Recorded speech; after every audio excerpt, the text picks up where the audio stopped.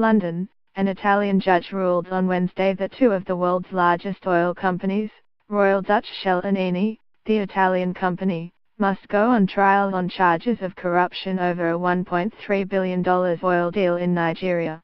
The judge set a March 5 trial date in Milan for the companies as well as a group of current and former executives, including Claudio Di Scalzi, Eni's chief executive, and Malcolm Breedon, a former chief of exploration and production for Shell. No current Shell officials were to be tried in the case. Both companies have denied wrongdoing, but having such senior or former top executives facing trial is unusual.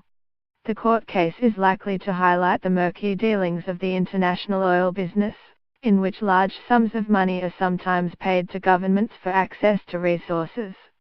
This is a landmark case, said Barnaby Pace, a campaigner at Global Witness, a non-profit group that has conducted its own investigations of the Nigeria case. This is something of massive concern for the companies involved.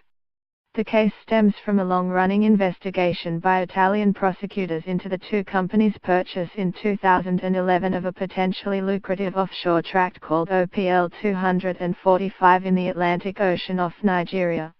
The payment to the Nigerian government was intended to resolve a dispute over the tract, which was also claimed by a company called Malibu Oil and Gas. That company has been linked to a former Nigerian oil minister, Dan Etete. The Nigerian government, in turn, agreed to pay $1.1 billion to settle Malibu's claims. Italian prosecutors say that Nigerian officials were paid off with large sums of money. The Dutch police raided the offices of Royal Dutch Shell last year as part of the investigation. But Shell said in a statement on Wednesday, "We believe the trial judges will conclude that there is no case against Shell or its former employees." Eni's board said in a statement that it reaffirmed its confidence that the company was not involved in alleged corrupt activities.